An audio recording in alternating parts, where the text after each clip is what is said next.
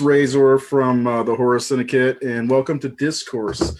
And tonight we're going to talk about A Nightmare on Elm Street and how terrible of a series it is. No, I'm joking. I love it. But we're going to talk about what we like, maybe memories. We'll talk about ways to bring Freddy back because there are many ways to do it, and we'll talk about the disgrace that is Freddy's Dead. It's not a disgrace. I like it. You guys like Freddy's Dead enough, right? Yeah, it's fun. It is fun. So tonight we've got Keith, Hello. the rifleman. We've got pew, Seth. pew. Chuck Connor. Seth is currently shitting himself. And then we got Jared, as always, and Nathan Milliner is with us tonight as a special guest because he knows a lot about Freddy. Allegedly. So, are we actually live? Yes, we are live. Okay.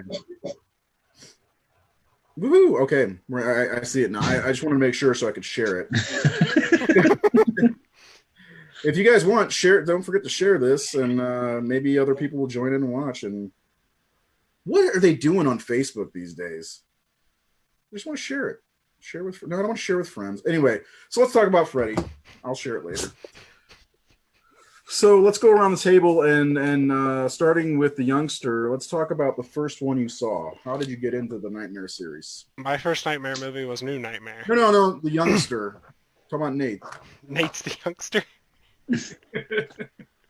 No, go ahead, Keith. I'm just joking. New Nightmare was my first, which I think I watched a lot because of the child character, but it always confused me watching it because obviously it gives callbacks to the original movie. That was my first, which I always liked it. I love the scene in the hospital dragging the babysitter up and down the walls, which I obviously didn't know was a callback to the original because I had not seen them. But like I was telling Ray earlier, I think I caught them all out of order growing up because I think we said it was the Chiller channel. I think maybe I'm not 100% sure. I think it was Chiller, but I think the second one I saw was Dream Warriors because they showed that one a lot. And then over the years, I just finally sat down and rented them and watched them all in order. That's good. Okay, and who wants to go next? Because we all know my story. I'm just gonna be like the guy that thinks everybody knows everything about him. How about Jared? I know you're not a huge fan of the Nightmare movies, but you're fan enough. Oh yeah, I saw the first one. Well, that was the first one I saw, and then I totally skipped over the second one because I saw Dream Warriors before that one.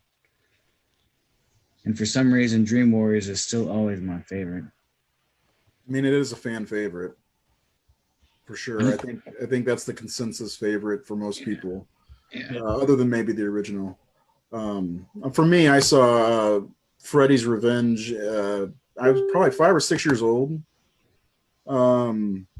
And it came on HBO. My mom had fallen asleep and laying on the couch, and I'm just sitting there, with this big grin on my face watching Freddy. And then they showed the first one right after that, and I loved every second of it. My mom had to go out and rent them for me right after I had seen them because I needed to watch it over and over again. And this was 1986 or so when Keith was 10 years from being born. And and I just fell in love. It's the first thing I've ever seen when it comes to the Nightmare series, and it's obviously my favorite. What about you, Seth? I actually first saw them when I was in high school. Started hanging out with a buddy of mine who had them all on VHS, and I actually saw them in order. I used to borrow a tape a day from them and watch them and then give them back. Okay. What about you, Nate? Your story goes back even further, I think, doesn't it? I think you're the first one to saw. I saw. I remember the trailers or the TV spots in '84 when it started, and I wanted nothing to do with it because I didn't grow up watching horror movies. My parents weren't into that, so I was kind of a scaredy cat. And then he just started blowing up. And, look at you now. So in 1988, I was 12, and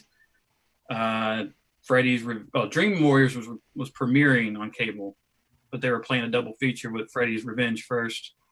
with Dream Warriors after. So I tuned into that, recorded it, and instantly fell in love with them.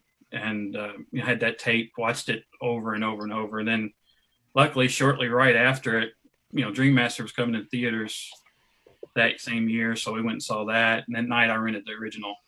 And I was just obsessed with them from then on, drawing Freddy constantly.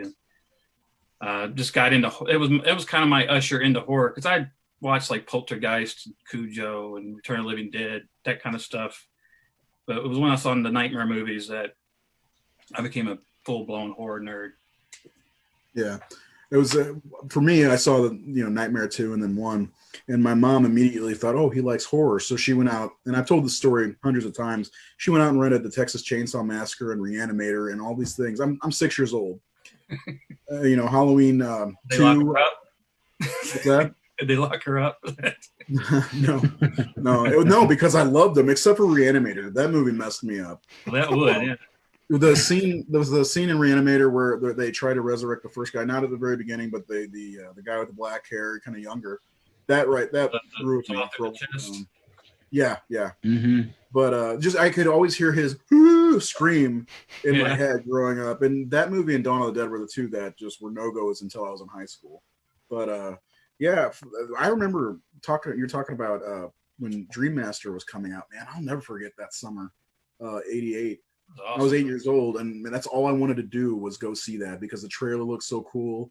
They had the TV spots were awesome for that movie. Oh, that opening starts. How long has it been since you were on Elm Street? It is like, well, I remember hearing that because MTV had Robert as Freddy on a special posting videos, and they played those TV spots. I remember that whole thing, and I got a DVD of it now. It's awesome, but like I watched that thing over and over, and I remember that TV spot was on every commercial break. And I had to see it.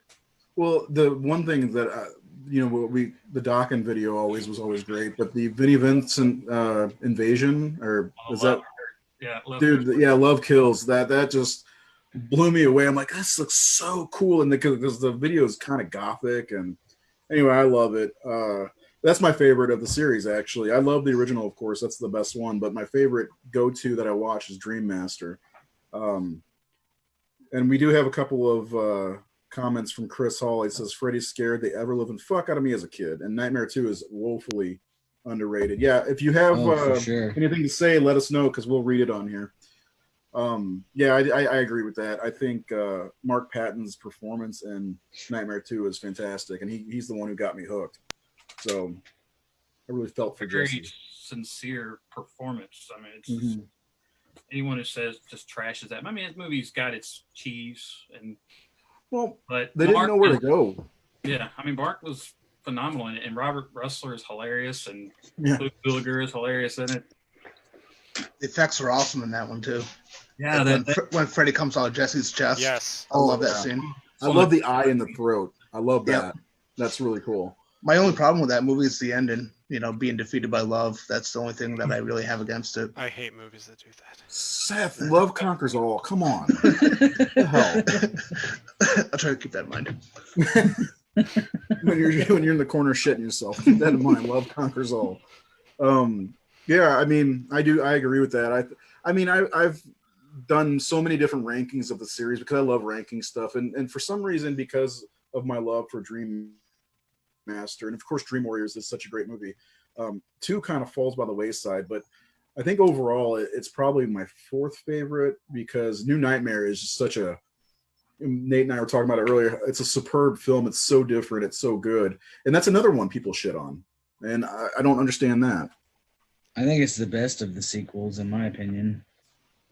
New Nightmare? Yes. Yeah, it's my second Would you care to expand? Huh? You wait your turn. Expand your... Expand.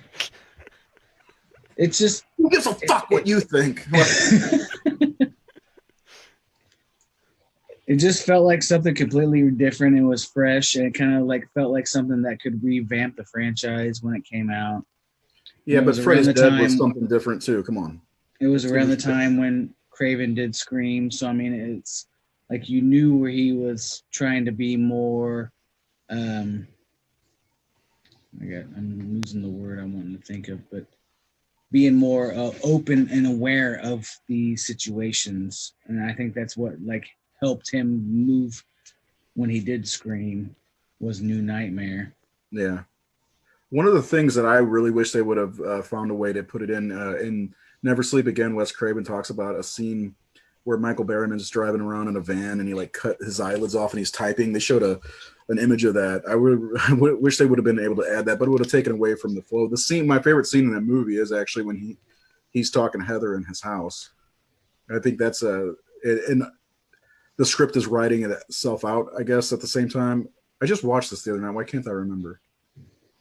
Anyway. I always really like the scene where she's talking to John Saxon and all of a sudden he starts calling her Nancy. Mm-hmm. Love that scene. Around and looks behind her. It's so meta. Yeah. New Nightmare isn't a sequel. It's a standalone film. Yeah, I mean, after we talked about this earlier also, after Dream Child, it's Freddy's Dead is its own thing, New Nightmare, and then, of course, Freddy versus Jason. They all kind of exist in their own That's true. continuity in a way. I always look at them as the like Marvel what if. Like this is like what an alternate like universe. Yeah. I think Dream Child is the end of the original series. It's kind of like Halloween and Choose Your Own Adventure. Yeah, I mean, it's not as broad, like as big as that, obviously, because they're just one movie a piece. But what? Expand. Expand. Is that your I'm new sorry, I favorite still word? have another PB&J I'm trying to eat, so faster, more intense. Come on, Keith. Faster, more intense. Well, it's kind of like Halloween Choose Your Own Adventure, because with that you have multiple timelines, but with the Nightmare it's just you have, like Nathan was saying, it is what ifs. It's what if Freddy's Dead didn't happen, 4 and 5 didn't happen. That's kind of where I put Freddy versus Jason, even though at the beginning of that movie it does show kills from 4 and 5. But when it shows his death in Freddy vs. Jason, it shows him spinning and the lights coming out of him from Dream Warriors. So I don't know if that's where they wanted it to be taking off from. I look at them as event movies. They're like they're winking at us, like we know this is his history, but it doesn't fit in the grand. Like everything else feels like it fits.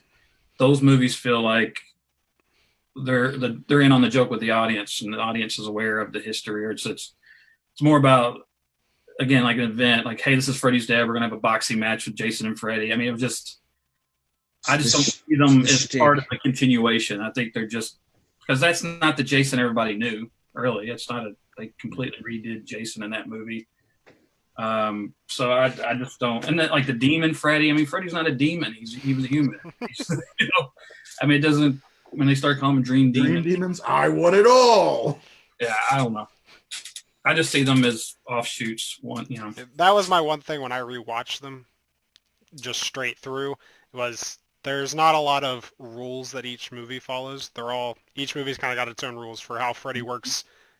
Because that was my problem. My one little problem with the first movie is there are rules that they kind of explain that in the dream world, Freddy he's king pretty much. He does what he wants. But at the end of the first Nightmare movie, he does things in the real world that he shouldn't be able to do. Like call Nancy. Yeah.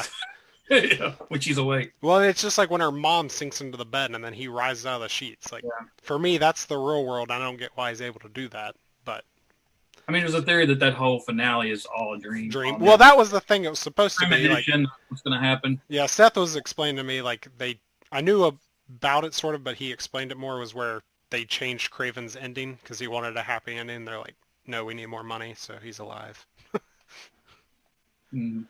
Well, yeah, Bob Shea wanted a hook to keep on the series. You want that Friday the 13th moment or that Carrie thing? Yeah. Yeah, but the hook is pulling Nancy's mom through the door, not like him coming out of the bed and her calling him shit. For a long time, I thought that's what Freddy was a turd. Because Nancy calls him, you're nothing, you're shit. I'm like, oh, Freddy's just a turd. Weird science. But the question here, so is the remake mutually hated? Seth, what do you say? You hate the remake, the 2010 remake? I actually don't hate the remake like most people do. It's not one of my favorites. It's not one that I watch a lot, but there's some things in it that I think are decent. And I know that a lot of people will disagree with me on this one, but I actually prefer the remake over Freddy's Dead. I'm with you. Yeah.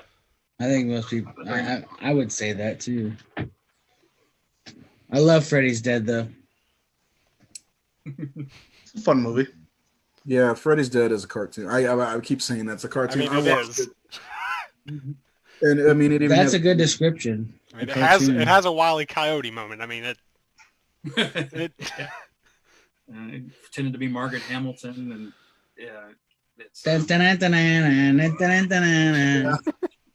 well, that goes back to the makeup job from the second movie. He wanted to be more Kevin Yeager? yeah. He wanted to be more witch-like, so he gave him the cheekbones and the more crooked nose. And Yeah, but didn't have riding a fucking broom. well, you know, my mind is looks right at the Keith, what about you? What do you think of the remake? I don't absolutely hate it. I don't enjoy it. There are things I like about it. Like earlier I was talking about, I kind of like the hook that they threw in for people, I guess, for people who aren't familiar with the movie, with them having the main characters think he was an innocent man that the Elm parents killed, instead of him actually being a pedophile in this one. I like that hook, that they made the audience think that he is innocent. Yeah. I like Jackie, sort of. Me and Ray were talking about this. Ray thinks he's too short, which I do agree. I have a problem with that because when he's up against the teens, he's so much smaller than them, and it's like why can't they just hold their hand out and he'll just try to slash at him? You know what I'm talking about? He's going to pull a Spaceballs. Yeah, he's so. I mean, nothing against he did. I think he did a fine job, but he's so small and not very imposing, and that. I mean, that watching him like in the finale with Nancy and the Glenn character. That's not Glenn. It's Quentin. Yeah. Quentin. He was so much smaller than them. Like, dude, come on, you guys should be able to beat him with no problem. Yeah. Now in the real world. I don't get why they didn't give him like platform shoes or something. I mean, like Robert Downey Jr. But no, his performance was pretty good. Yeah, I like the movie. I think their misstep was they forgot that slashers are fun. Yeah, because they start right off the bat at a fucking funeral. I mean, like the kids are already tortured. Well, I think it also has to do when it was made, because it seems like it is pushed towards like the hot topic teens of that decade. Like, it seems like that's the kind of people they wanted that movie to go towards. Yeah, they got like Samuel Bayer, who was directing the Green Day American Idiot videos, and like they wanted that feel to it. And it was like, well, but the thing is, what made those films work was that it was a corruption of innocence, and we never got to see them being innocent. Yeah, we see them just like they're victims of child abuse from the very beginning. Nancy's totally like, she doesn't party, she doesn't have friends, she doesn't hang out. It's like there's being dragged on the whole time. There's not enough characters in the remake to be like for you to connect with. Like, they're all kind of just the same character. They're all just dark, sad teens, except for the blonde chick. Mm-hmm. But and they're good at what they do. Yeah. I mean, that's one. I mean, I love the kid who played Quentin. Was it Kyle Gallner? Is that his name? Gallner. I thought he did a great job. Rooney gets a lot of shit for it, but I'm like, that's how the character was written. Like, it's her choice, that she's written to be that way. Obviously, she's just a great actress. I know that there's rumors that she didn't really want to do it. Of course, why would she? She landed a David Fincher movie right after. I'm sure she was ready to do that. But I don't hate the movie. Like I said, I agree with Seth. I put it above Freddys Dead, and maybe even Freddy versus Jason, because I enjoy Freddys versus Jason at moments, but it's kind of rough too. It hasn't aged well at all. No. I was like, when it came out, even then, I was like, other than the fight, I don't know if I want to watch this much. The thing that kills me the most in that movie is the music. Like, you put that movie in your player and watch it, like, you just know what year it was made, just because of the music that's in it. Like, I hate horror movies that just put actual music in their movies, unless the characters. You don't like El Nino? You don't like Slipknot? No. It's like the entire soundtrack was all new metal bands. It's gonna last. Yeah, that's my big gripe with that movie. I like Freddy's look in that movie. I feel like his makeup and like the way his eyes are and stuff. Yeah, the makeup was a big improvement from Freddys Dead and Freddy and Dream Child, because that and those masks, he looks like he's wearing a mask and Yeah, he does. he looks rubber. It just looks. I don't know. I think I read once that Robert just wanted to cut down on the time that it took to apply it. I wouldn't doubt That it. makes sense. I don't think it was as many pieces as it used to be. But he didn't like that in his face anyway. It used to bug him. Oh yeah. I mean, I was there in Chicago when he put the makeup back on, did that photo op, and he just he couldn't wait to get out of it. He's doing he's doing the panel. He's up there, it's itchy, it's itchy. He did say in Never Sleep Again, he used that in his performance as well about how upset it made him wearing that makeup. But maybe that's what made his performance better, was him just being pissed off about the makeup. Seeing the beautiful teens in their youth, and he was old and grungy. Yeah, I've watched that documentary way too many times.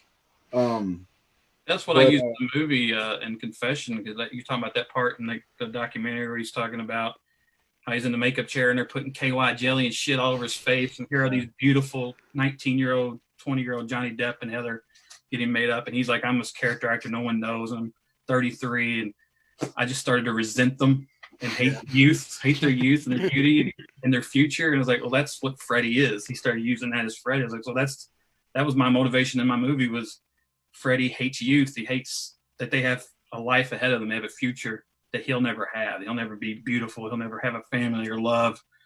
And so I got that from that interview with Robert. Wait a second. He had a family. He had a daughter named Catherine. Wait. In that what if world, yeah. Yeah. Catherine, and he shook his wife to death. That is my biggest gripe with that movie. Well, talk about it a little bit. Maybe, I agree with you because of the way he's described. I mean, like, even from the beginning of the original movie where he's building the glove, and that's his home. I mean, you talked about how in your movie Confession of Fred Krueger, he's a drifter. You document that, and that's what Freddy should be. He's not a family man. He's not suburbanized, and they did that. That's what inspired him. That's what he was. I have the book right here that I did the artwork for, and they interview the art director and Heather Langenkamp, and they talk about Freddys Bedroom and his lair in the boiler room. And here's a picture of Rachel Talalay in the room. I don't know if you see it. Oh, so she was in the room, and she's the one laying on Freddy's bed. She finds the crucifix on Freddy's bed in that final scene where she goes to the boiler room looking for Freddy. It's just not shot right; it's shot tight, so you can't tell where she's at. But that's his bedroom. That's where he built the glove. That's where he slept. That's where he lived, in the boiler room. So when they pulled that bullshit, he was in the suburbs and had a kid and a wife. But they're just putting this in to fit their plot, to give a tangible way of how, this is why it's final, because it's a blood relative killing him. And it was just an excuse to fit what they needed to sell their Freddys Dead thing. I was thinking about the blood relative thing, and I wonder if they were kind of going the direction, kind of like Halloween did with, Laurie being Michael's sister and Jamie being his niece. And then, of course, we talked about Jason Goes to Hell did the exact same thing. They brought Jason's family into it, and he can be only killed by a Voorhees with that special dagger. But anybody in Facebook who's watching, let us know what your favorite nightmare is in the comments, and let us know which one you hate the most. I almost don't want to ask that, because I'm sure it's going to be either the remake or Freddys Dead. You guys want to talk about Freddys Dead a little bit more? And the question I posed to our followers was, did Freddys Dead kill the franchise? And there's people who said yes, and there's people who said it was Dream Child, which makes more sense now that I think about it, because going into making the 6th movie, they decided to kill Freddy off. I don't know. What do you guys think? Do you think Freddys Dead did it, or was it Dream Child? I think Jason Lives is my favorite Friday the 13th movie, but I think that was a turning point for slashers, because they went humorous. And even though Jason wasn't made fun of, he was at times. That's when they And this is only 2 years, 2 years after Nightmare debuted. Mm-hmm. Nightmare's coming in at that end because the boom of slashers was 81. So by the time Jason got, Freddy came out, you're already, 5-6 years after Michael Myers debuts. And by the time you get to 87, 88, 89, that's 89 is just the year where it kind of all goes to shit because they were just rushing them out so fast without even scripts.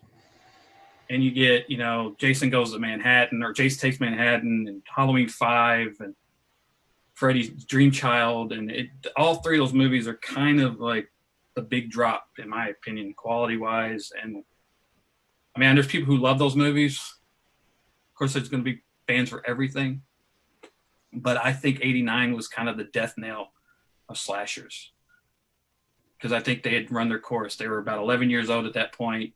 You had Sleepaway Camp. I was telling Ray, that same year you had Clark Griswold making fun of Jason, dressing up with the hockey mask. You had the Burbs making fun of slashers. You had it had become passe and cliche, and it wasn't scary anymore. Everybody was they were the heroes. They were the anti-heroes. And once you're not afraid of them, there's only one way to go, and that's what Freddys Dead did. And I don't think they were wrong in what they did because, at that point, it's too late to go scary. Freddy was their buddy. He was rapping and doing, he's on MTV and he was, all this stuff. So he couldn't be. This is from back in the old days, and it's on his butt. 1989. Yeah. By 89, he had his TV show, and it was just oversaturated and 19 numbers.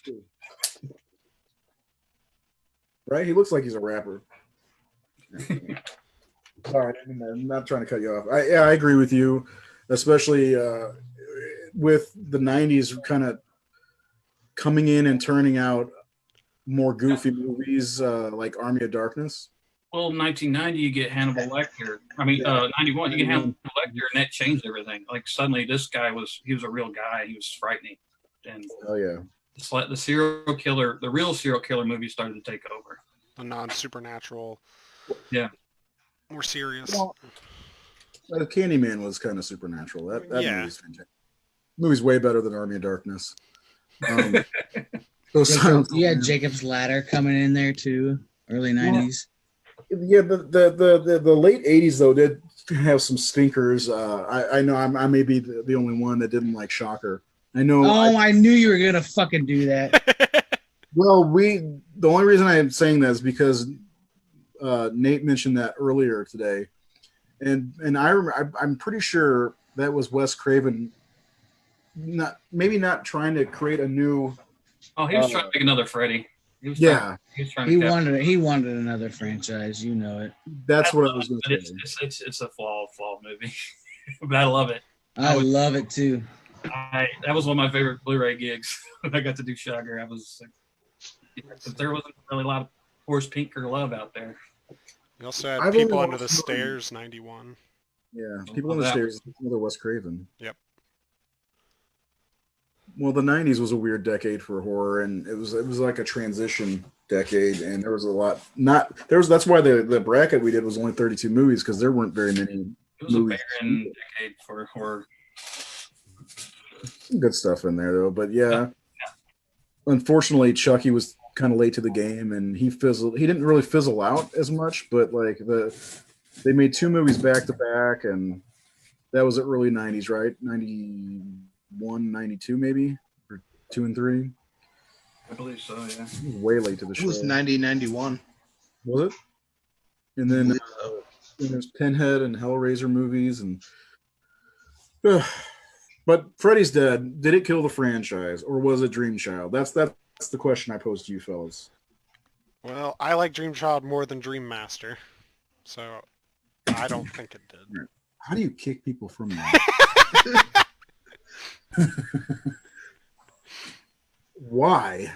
I don't know. When I just rewatched all of them, I was way more involved and intrigued with Dream Child. Dream Master just kept losing my attention. Really? Yeah. That's the most MTV one. Come on now. He puts on sunglasses. We get a recast of Kristen Parker Tuesday night. Confuses And me she every does most of time. the soundtrack. Tuesday night. I also liked Alice as a character better in Dream Child. In Dream Master, she just seemed like, I get it was her character, but she seemed like super flat, and like the way she delivered lines and stuff just seemed very strange. But I get that is her character.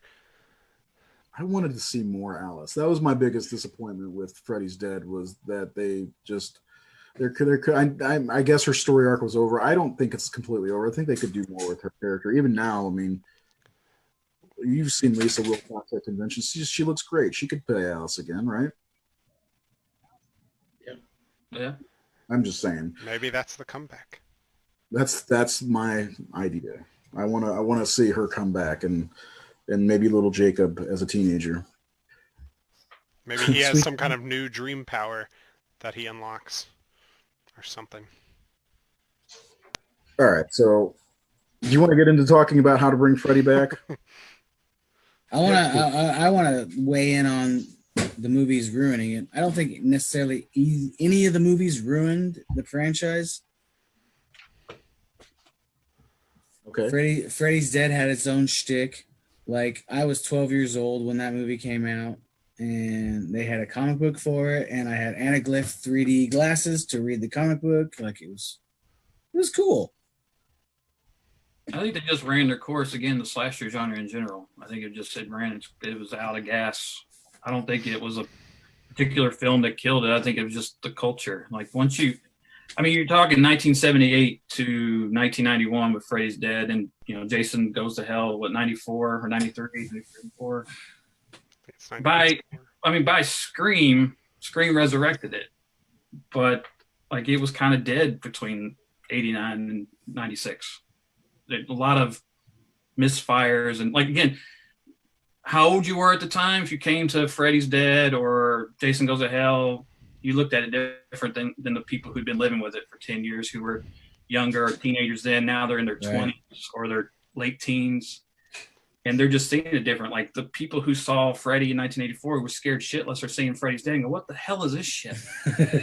But kids are watching and going, this is fun, this is great, this is cool, I like this. And so, I mean, that's with every movie.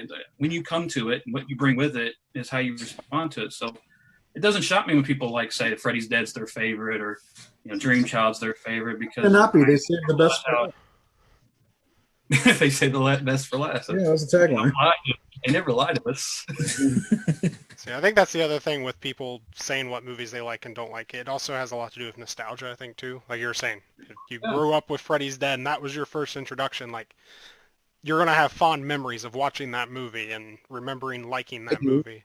Yeah, you watch that movie with your dad, like, that's a huge sentimental moment or something that you bonded with dad over that. Like Dream Master, my dad took me to see Dream Master, and that was a major thing for me because we didn't go to movies very often.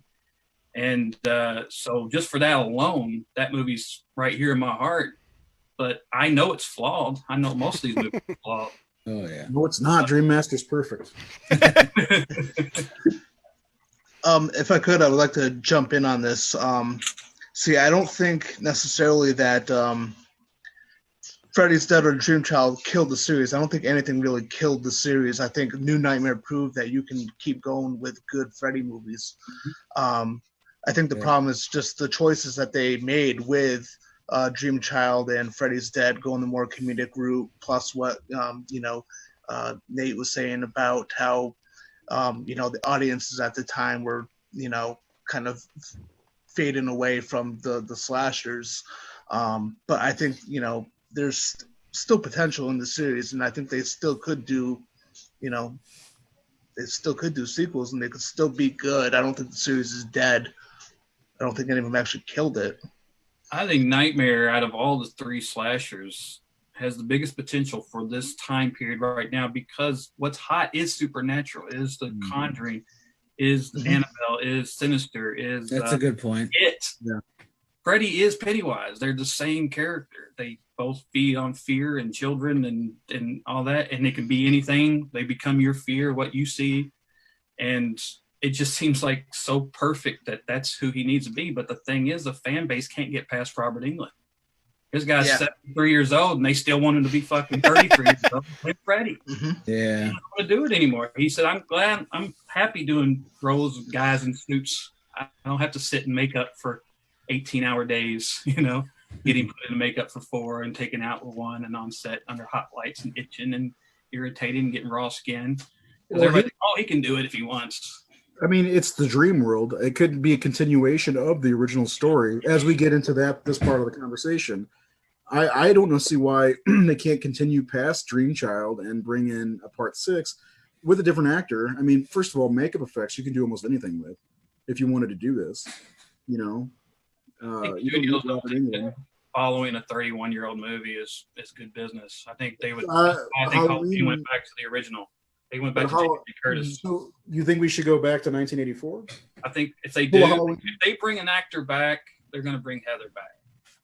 Or they're going to bring Johnny Depp back or something like that. They're going to bring a name, because Lisa Wilcox is not even Heather's not a name. Jamie Lee Curtis is an A-lister. She was in big movies.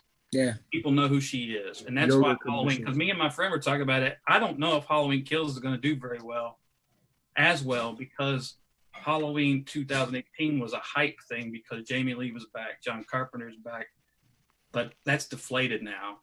And I think when the sequel comes out, it's not going to do as well as that last one did. Even if it's good. I mean, I thought the new one was good, but most people didn't, or a lot of people didn't. But I think that hype of Jamie Lee and all that coming back and being 40 years later had a lot to do with Jamie Lee Curtis. And now that's kind of over, and it's not going to be as hyped. I don't know if her return would be as big. I don't think it would. It would be for people who are fans. For Nightmare on Elm Street fans, it would be a big deal. Yes, but not the general public. I think I think they could do I think they could do a little bait and switch sort of. I feel like if you know who Freddy is, I feel like you know who Robert Englund is. Like even like a general person. I feel like you know that, or at least you know his face. I feel like they could do a bait and switch thing where Freddy sort of passes down the torch. Obviously, we don't know that, but they're like, Robert Englund is back. He is doing Freddy again. It is a continuation, but somehow, I don't know if you're going to use Dream Demons or something, but he's dying and the Dream Demons tell him to find another suitable person. It's like evil Shazam. Go find me a worthy person to take the Dream Demons and be the next We're talking Freddy. Freddys Dead Part 2 then. That's not the Mark Patton. Mark could be down for it. Maybe he could have somebody crawl out of the stomach again. No, hasn't Robert Englund said he wanted Kevin Bacon, or said he would be good at it or something? He did, actually. What I heard was like some fan tweeted Kevin Bacon should be Freddy, and Kevin just responded, "Hey, I like the way this guy thinks," and all of a sudden everybody's like, "Kevin Bacon wants to be Freddy," and big thing like it does. It's like he never said he wanted to be it, and I think Robert was asked, and he said, "Yeah, he'd be great," but I think Robert would say that about anybody. I think they should go with an unknown. I can see an unknown. I think it should be an unknown. My idea for bringing it back is, because that's the problem. Fans need to be shown that it can be done. When people saw Roberto Lombardi, they went, "Oh, he looks like Robert. I guess somebody else could do it." And then, like, Paul Bailey right now has the makeup on. Right. People are going, "Holy shit, you could do it." But that's all it took. And I said that years ago when people were talking about Roberto. I was like, well, it doesn't matter how you look. You're wearing makeup. Freddy's wearing makeup. So put any great actor in some Kevin Yeager style makeup, and you're going to get Freddy. But fans need to see that. So, I mean, they're completely sold on Paul Bailey doing it. But like 90% of that is the makeup and the lighting. And I'm taking nothing away from Paul, but fans have to be shown it. They have to see somebody Photoshop, John Bernthal to look like Wolverine and say, "Oh yeah, he could play Logan. Yeah, I could see that now." Boss Logic. Yeah. It's bullshit that they do all the time. So it's like when people say no one but Robert, I'm like, that's horseshit. There's so many amazing performers out there that could do Freddy. But it's like I said, an unknown. If you tell them who it is, then they have to prejudge and they start bullshit and they shitting on it before it even hits. Oh, for sure. You need to keep whoever's playing Freddy out. Like, don't even tell who it is. And I really think the way to do it, TV is God right now. You start a TV series on like Netflix HBO or something about Springwood and Donald Thompson hunting down the Springwood slasher. And then you gradually introduce Freddy, but you don't introduce him right away. You had the murders at the beginning of the first episode. You kill off the first kid, and the show was like Mindhunter or something, where you're chasing, the Springwood police are trying to hunt down the killer. And we know it's Freddy, the audience does, but we don't meet Freddy until mid-season or so. Or season finale kind of thing. Yeah, we get a completely unknown actor. Yeah. But we get people to win it, because if you show people, because that's what I said, like when Kevin played Freddy in my movie, he doesn't look like Robert, and I didn't make him act like Robert. I said, but if you show people Freddy, they'll believe it. And there were people, I mean, not everybody, but some people said, I could see that. I could see this guy being Freddy. So if you get a fucking great actor in there, a Heath Ledger guy like doing the Joker or something, where people were not convinced, but then they saw it and went, holy shit. He may not be Robert, but this is awesome. This may not be Jack Nicholson, but Heath is killing it. You get somebody in there to just shock people as a pre-burned Freddy, then you gradually move into a feature, and this guy is our new Freddy Krueger in a film series. And you sell it with the TV series and the pre-burned Freddy. You just make a great fucking show. Great writing, great production, great everything, to where they can't deny that this is good material. And they buy that guy as Freddy. And once you go into the films, they'll be like, okay, I'm on board with this guy. And there's so many people out there who could do it. That would probably work good too with like the production heads or like the bigwigs of the company. Like they're getting to test the waters instead of just spending all this money on a giant budget movie and throwing it out there and just seeing if it catches or not. They'd probably feel safer trying a TV show way. It'd be just a mini series too, 10 episodes. Everybody would binge watch that shit right away. It would be they wouldn't have to go to the theaters to see it. They could turn on Netflix, and they're every Nightmare horror fan is gonna watch that series. And him and his family could be like socialites holding dinner parties and stuff like that, and shaking parties in the backyard. I think that. Never mind. I mean, that's all these different characters and all these different suspects, and we don't know which one is Freddy. I mean, it could be. Or we don't even see Freddy. We have all these red herrings. I would keep him out of it until the very end, like you're saying. Yeah. To be completely honest, he works at the boiler, in the boiler room or whatever, and he hides out there. Nobody would ever see him. Why would anybody ever see him? And you're short. You see him in an alley once or twice or something like that, and that's about all you see him in town. You don't see a guy in town ever. And that, like, all these kids are missing, and they're wondering who the hell it is, and then finally they find out who it is. That's they can take the Freddys Nightmares episode 1 and just expand it and make it not corny. And well, that means you can bring him in and have him having an alias. No one knows what his real name is. It could be they bring this guy in. They got all these different suspects, and we, the audience, don't know which one is supposed to be Freddy Krueger. Yeah, misdirection, and you let it breathe, and you let someone win over. Where the audience is like, dude, that guy is awesome. Who is that? His name is John something, but it's revealed that his name is Fred Krueger. It's his real name when he gets arrested or when they can't catch him. I think keeping him out of the show entirely would be great. And it just around the parents and the kids, not even showing the kids dying, but disappearing. Yeah. That could be cool. Anybody have any other ideas for a way to bring Nightmare back? Well, actually, I have a question for you guys going back on the TV show thing. Do you think that if they did a show, they should include the material from the deleted scene from the first one? I don't know if you guys saw that or not. When Nancy's mom was talking to Nancy about what happened with Freddy, there's a deleted scene or it's more of an extended scene that they cut out where she's explaining that Nancy had a sibling and all the other kids had siblings that were killed by Freddy. Do you think they should include that? Yeah, I used that in the film, the one I did, because that made so much sense to me. Because, I mean, the weird part of it is the parents seem to have erased the existence of those kids to the family. It seems really weird. I think that's maybe why Wes cut it. But my argument was always they filmed that, so that's how Ronnie and John were playing Marge and Don. Yeah. That they lost their firstborn to this fucker, right? And that's why she took the glove. That's why he was there. That's why he was so intricate because they lost a child to that motherfucker, and that's why they're there.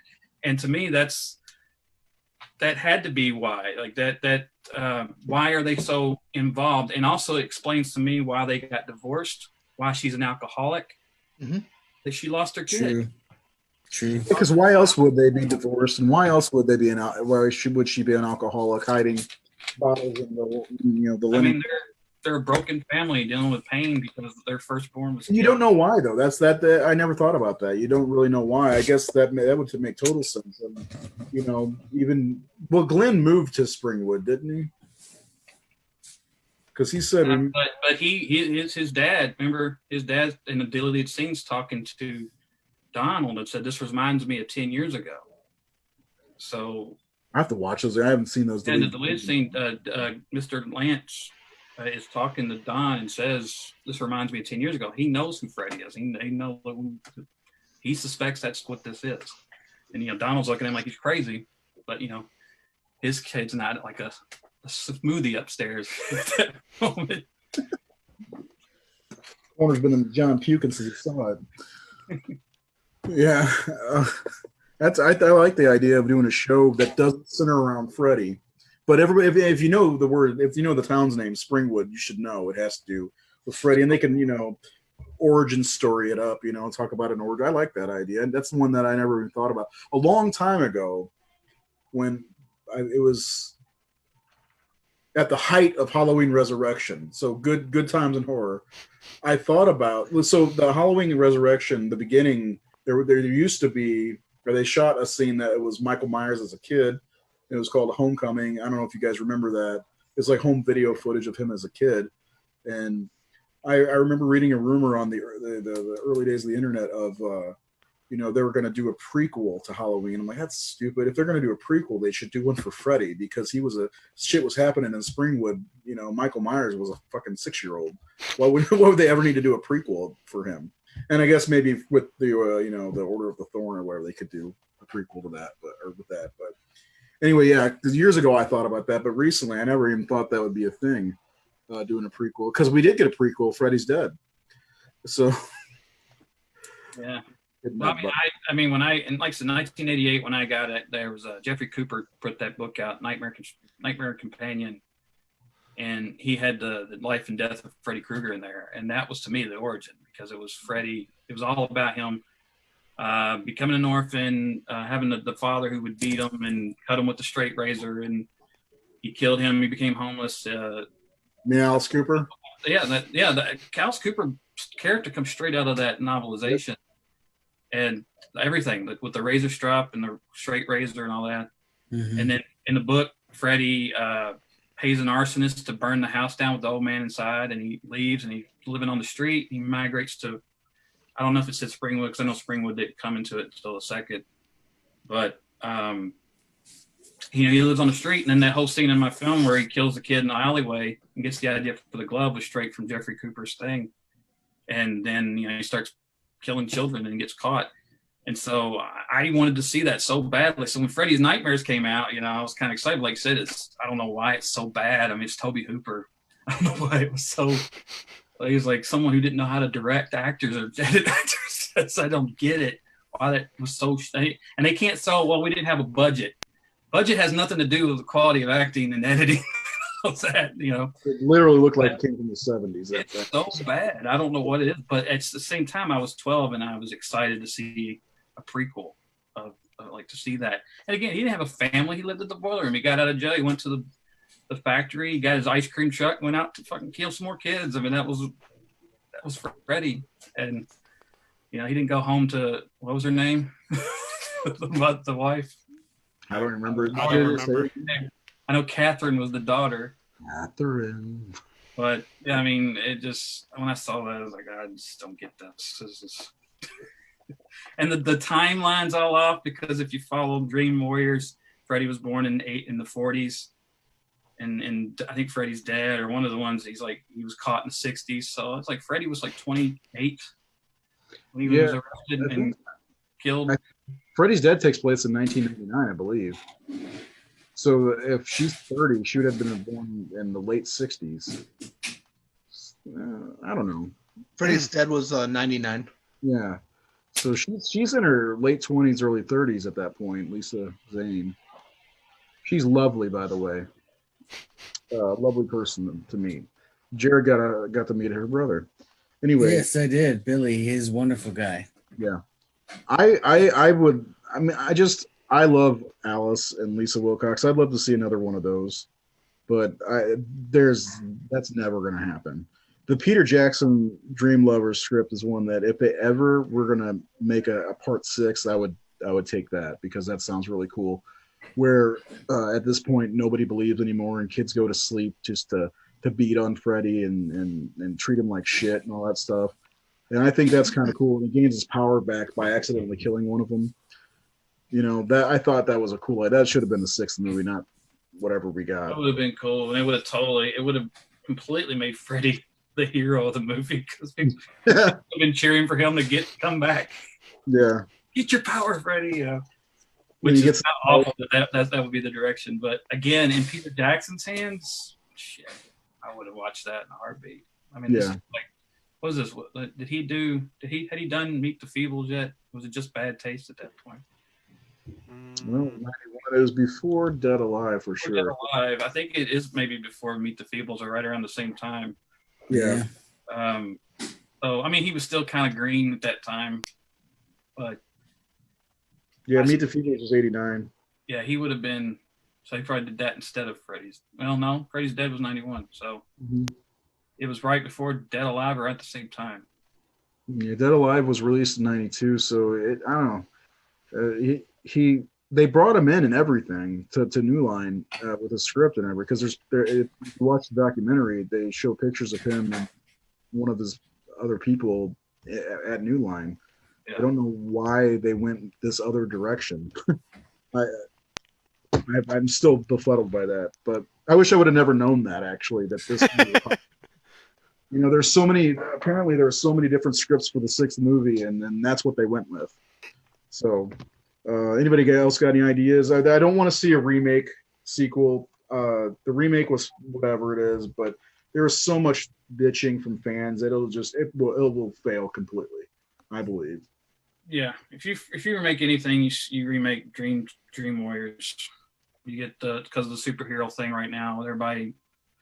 But then I'm hearing that the New Mutants movie is like Dream Warriors. It's very, very rooted in that. But I've also heard that movie's terrible. I've heard that too. But you know, if you do that now, they're just like, oh, they're ripping off New Mutants. But the thing is, it makes sense for the whole superhero genre right now to have Dream Warriors. But that would be too. You can't go as dark as you'd want to if you wanted to take it back to its dark roots. I'm sure they won't do a sequel to the remake. I mean, I don't even know who holds the rights to Nightmare anymore. Pretty sure it reverted back to Craven's estate. I'm pretty sure. Yeah. Someone said that they have the rights to Nightmare, but New Line still owns Freddy Krueger. Because Elijah Wood was saying that because he's trying to make one. Yeah, I read that.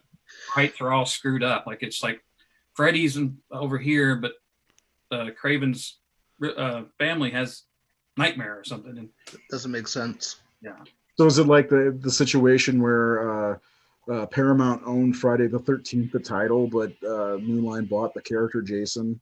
Is it something like that? Because like they copywrote Freddy Krueger as a separate entity. I would be very happy if Elijah Wood got his hands on Freddy. Yeah. I would be very happy with that, because his company has put out some interesting horror film. I don't know. I read the interview that he gave with Bloody Disgusting, and I don't know. I'm just not really on board with what he was saying, because it kind of seemed like he was gonna, he would want to have Freddy in there for a little bit as a jumping off point, and then to do something completely different. And to me, I mean, it sounds like a really cool idea, and I'm interested in what he would want to do. At the same time, Nightmare on Elm Street is Freddy Krueger to me, so I don't know. Just from the interview that I read with him, I wasn't really impressed with what he had to say as a fan of Nightmare on Elm Street. Yeah, I don't know if it would last without Freddy. Yeah.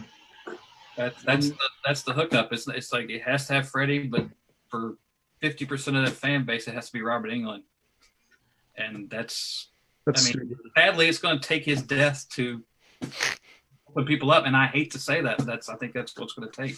As long as he's alive, he's going to be 89. They're going to he's got one more. Well, you know what added fuel to the fire was that so he can do it if he wants to.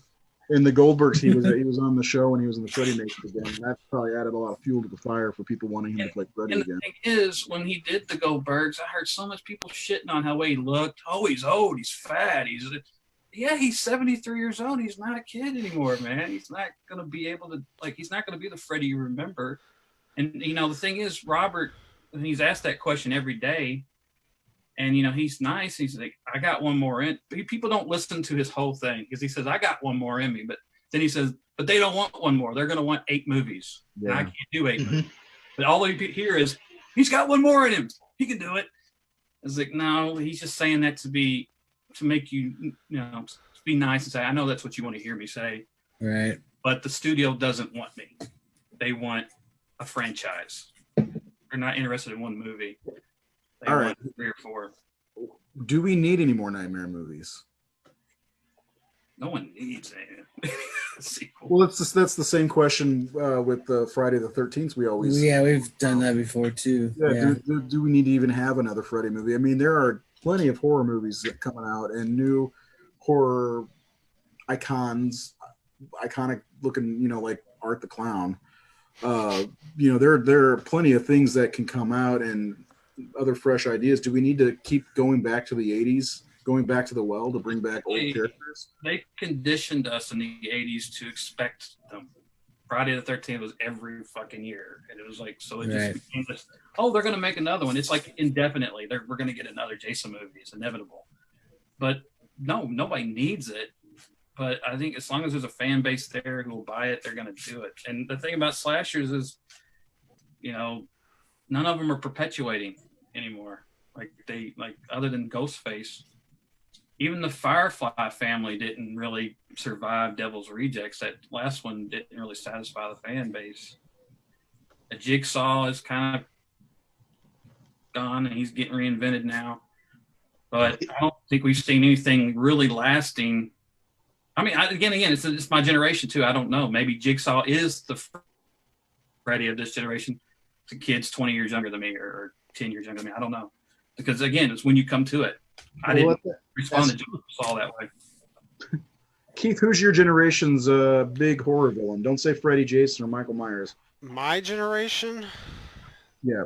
You're 23, right? 22, 23. So, I mean, Scream kind of came around out the time I was born.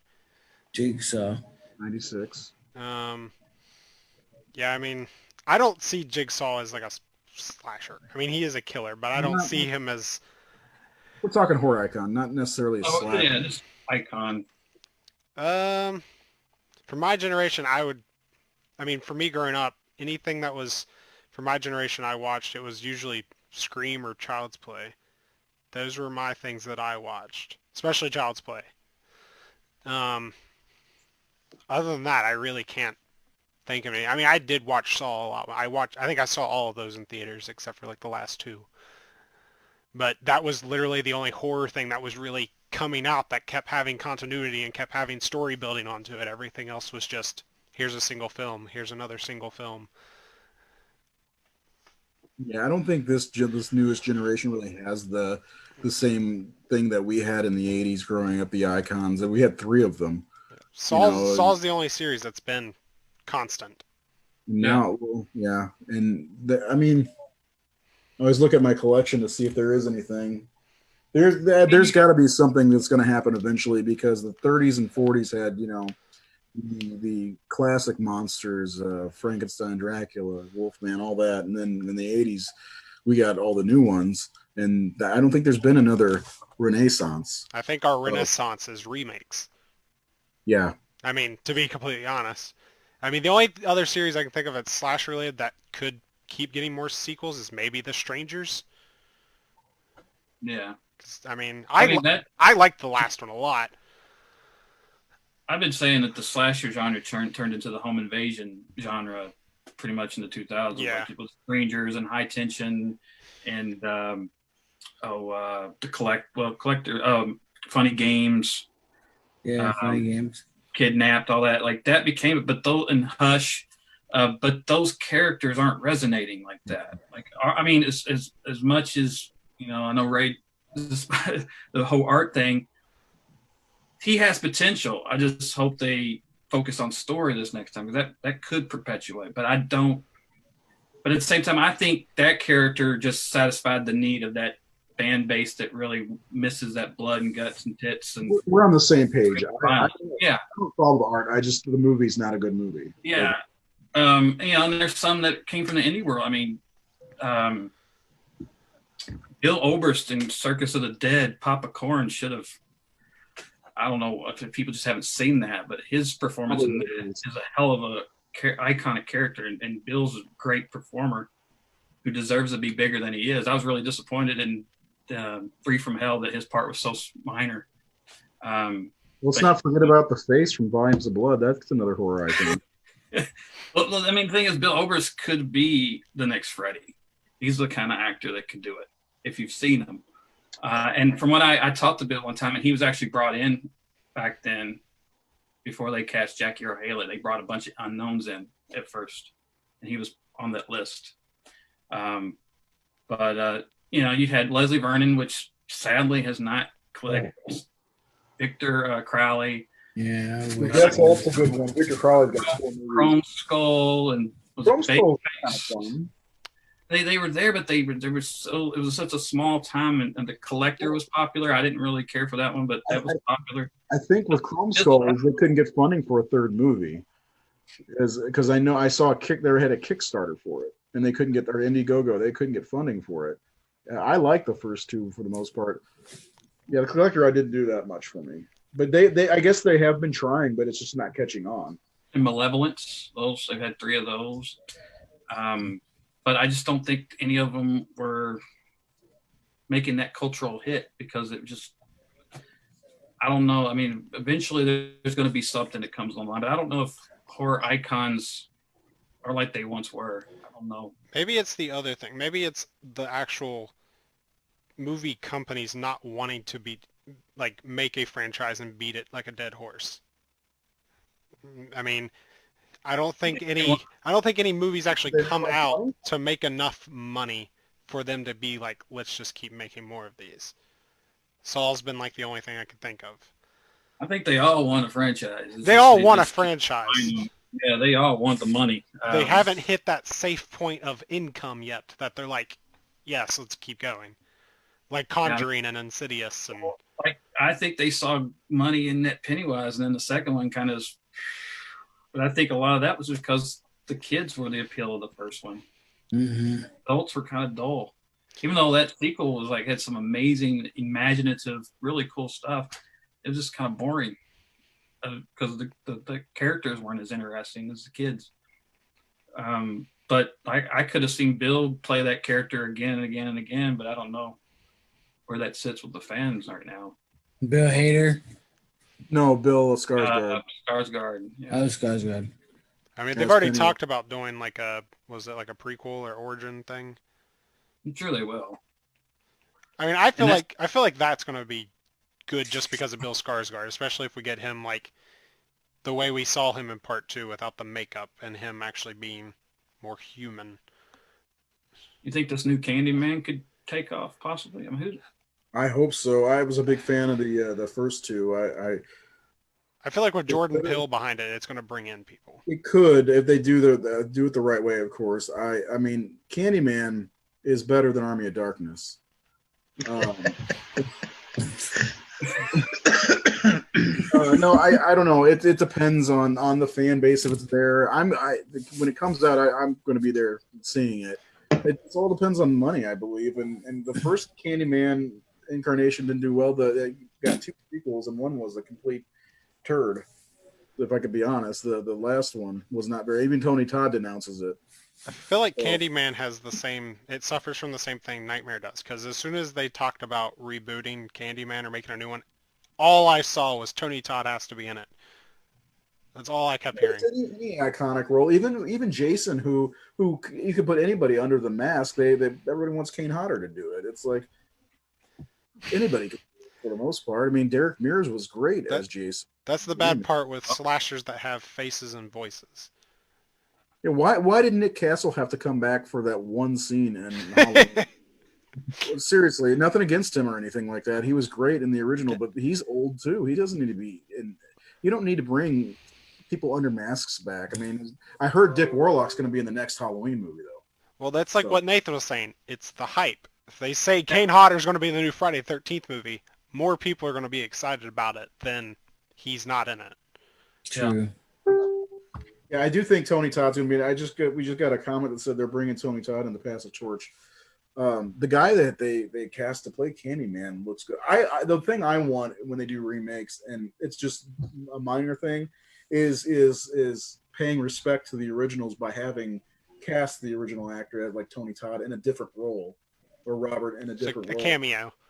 Yeah, that would be fine with me. I don't need to have them back as. I mean, it's Candyman. We're almost 30. Oh Jesus, 30 years later since Candyman came out. It was 92, and then Nightmare. It's almost we're getting close to 40 years. Lord, I'm getting old. I don't know. And Jordan Peele is attached to it.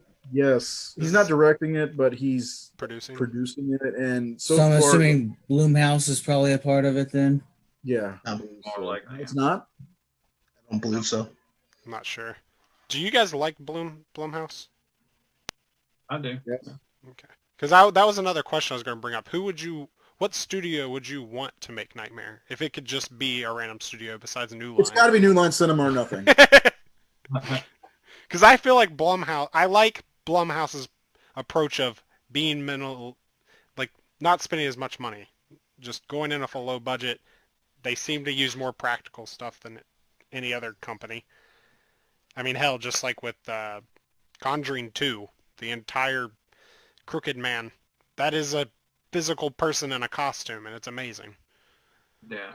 I'm just interested in who they hire to direct it. That's I mean, to me, that's the make or break.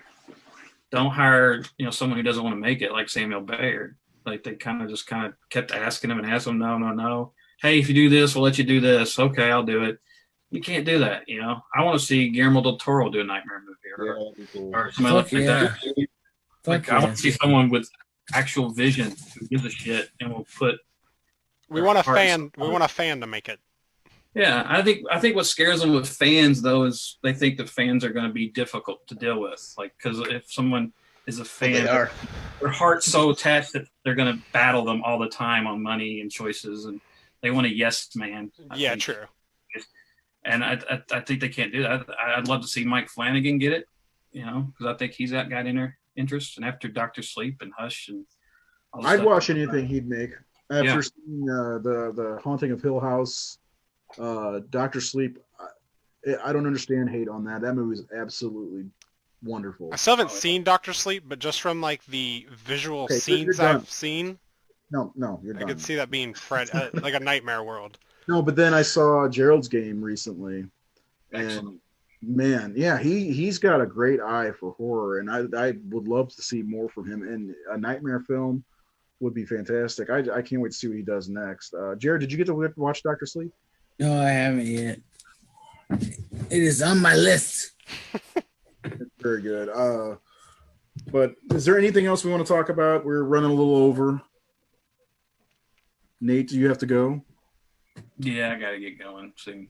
But I just wanted to make sure you were not late for your whatever it is you got to do. Yeah. Hey Nate, what's the name of your fan film? It's The Confession of Fred Krueger. Okay. On YouTube. It's on YouTube. Yeah. Cool. I think I cinched the link to it once. It's really good. It's really great. It should be a real feature film. This is the best director in the world behind it. No. No, it's really good. It's a what is it, about 30 minutes? Yeah, it's 30 minutes, and it's about I wanted to do that Jeffrey Cooper book. I wanted to see that for 30 years. No one was doing it, so I someone said, "Why don't you just write a sequel or a prequel?" And I said, "Well, we're not gonna hire me, so I'll write a short for fun." And I did. I wrote this, and it sat around for 3 years. And I worked with some people on another film, and we loved each other and wanted to work. And the guy that played the villain in the film, I said, "This guy needs to play Freddy Krueger. Like, there's no question here." And it's so. Yeah, I based it on the Iceman Confessions in the 90s when those came on HBO, where they were interviewing Richard Kuklinski, the Iceman. And I just remember how intrigued I was watching this guy talk about murdering people without any remorse or care. And I said, I want to see, and, I saw like Manson being interviewed but all those interviews like that. And in 96, I was doing a comic that was based on, I had a serial killer villain. So I did all this research on serial killers for like months, to the point it made me sick. I was reading about these guys. And so I said, I just want to see Freddy. What I felt like, I want to see Robert be given an opportunity to really act instead of just saying one-liners and a few little pop-outs. No, I wanted to see him sit in the scene across from an actor and fucking act and really be there and be given something meaty to do. So I wrote it with an actual Robert Englund in mind and Freddy in mind. And that's what I just wanted to see, an interrogation, because I loved like Mickey Knox and Natural Born Killers and his interview with Wayne Gale, John Doe in the back seat of the car in Seven and his talk with Somerset and Mills. And then I wrote it in 2012, which is, shortly after Dark Knight came out. So you get that great interrogation scene with the Joker and Batman. And I said, I want to see Freddy like that. I want to see Freddy fucking with a cop and getting in his head and talking to him. So that's what the movie is. It's him in the interrogation room, confessing, but he's playing the guy the whole time. He has a plan, and he's to me, Freddy he wants to brag. He wants to tell people what he's done to their town and their people and their kids. And that's what I wanted to do with that one. So that's what it's about. Okay, checking that out. And I wanted to take it back to the real Freddy, the original Freddy, the one that Wes Craven created. So he's dressed like that. He's got he's dressed in the original costume. One of the things I like about how dirty his face is. Yeah, you can tell this guy is living in the boiler room. But if those who are watching or watch this later, check it out. Confession of Fred Krueger. It's on YouTube, and it's about 30 minutes. It's you could also go to thehorrorsyndicate.com, and I put it there somewhere at one point. But do we want to do some final thoughts? Do a little roundtable final thoughts, guys? Sure. Let's just do it. Keith, let's start with you. Final thoughts on A Nightmare on Elm Street coming back. Coming back, it's not needed, but I'll say the same thing I say about any kind of comeback or reboot. I'd rather have it than not have it, just to have something, might have something good. Because that's the one complaint I always hear is they're bringing this back, they're rebooting this. I'm like, I'd rather it happen and it just happened to be good instead of just never gotten something. I mean, if it sucks, it sucks. If it's great, then we're lucky that they made it. All right. Jared, what about you? I don't want to piggyback what he said, but he made a good point. Yeah, it could suck, but revamping the franchise could really do something good. And if it doesn't happen, we won't have it. So I'm definitely on the lines of it. It's kind of hard to describe. I'd be okay with it. I'm just gonna end it there. Yeah. What about you, Seth? Final thoughts? Well, I want this series to continue on, so I do want another one. And no matter what they do, my ass is going to be there opening weekend. That's all I have to say about that. Cheers. Same thing. Yeah. Nate, what about you? Got any final thoughts? Well, my thoughts on it are, stories are retold all the time. Great characters should live on, and whether it's Hamlet or Dracula or the Mummy or James Bond or whatever, these are our mythologies now. This is our literature. These are the novels that people read 150 years ago. This is what we have. We have movies. And when you got great stories and great characters like this, they should live on, and they can live on. You know, we didn't end Dracula with Bela. We shouldn't end Freddy with Robert. We shouldn't end James Bond with Daniel Craig or whatever. We just keep going because in every generation, we may hate it. Like I said, it may be a great movie, but some 14-year-old kid may see it and fucking love it and become a filmmaker himself because of that remake. That's the thing that our generation can't get over, is like, we hold things so dear to us that we think it's the greatest ever. But like the generation before us hated the slasher movies and thought they were garbage. And we think all the stuff now is, I don't, but you know, my generation thinks that everything now sucks, you know, just terrible. But there is someone who, like you said, he grew up on the Saw franchise and all that. He sees those movies differently than we do. So I'm a supporter of art. I'm a supporter of artists working. And yet, while new ideas are cool, I don't think people really want new ideas as much as they say they do. I think people love going to see Iron Man movies and Spider-Man movies. And, you know, I think that's what they get excited for, because we've seen new stuff constantly failing and constantly losing money. And no one went and saw Dr. Sleep, probably because it wasn't called The Shining Dr. Sleep. And I just saw that they're calling Birds of Prey Harley Quinn Birds of Prey now. Yeah, they retitled it. Yeah, because like no one knew what Birds of Prey was, but they're going to go see Harley Quinn. And so that's the thing. People get excited about that. But every year, new great original films come out and no one gives a shit. But they say they want new. Well, they don't go see Midsummer, and they don't go see Get Out, and they don't go see, they do, but they shit on it. Oh, this sucks. This is terrible. But they're really just waiting for the next Jason movie or the next Michael movie or the next whatever. Yeah, so no one needs it, but I think they all want it. And if the fan base is there, it's supply and demand. If it keeps the studio moving and making money so they can take risks on original stuff. You know, if a new Nightmare movie makes enough money so Jordan Peele can make his next original film, or Ari Aster or Robert Eggers or whoever gets the budget to make their next original classic, you know, I think sucks, man. It's just a wicked I loved man. it. I loved it. Yeah, I just think characters should not just die because the fan base is so hooked on an actor or I just think that's unfortunate, that because the Jason fans, they don't care who's playing Jason in the next one. They just want another Jason movie. And it's unfortunate we can't have that as Nightmare fans.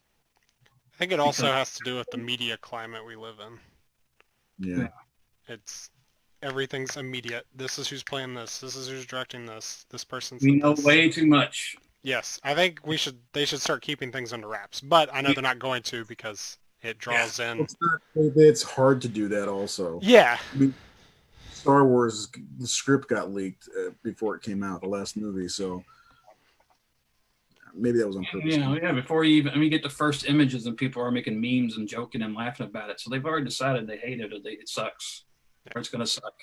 You know, Ben Affleck's going to suck as Batman, and, you know, it comes out, oh, he's awesome as Batman. Oh, he's gone now? That sucks. I like Ben Affleck. It's just... I was happy about it because he looked like Jim Lee's Batman, so... Yeah. But you have to be shown it. Again, like I said about Freddy, they have to see him as Batman to go, okay, I see it. Yeah. And that's the thing. People like, Robert Pattinson, oh, he's going to suck. Why do you say that? Oh, I saw Twilight.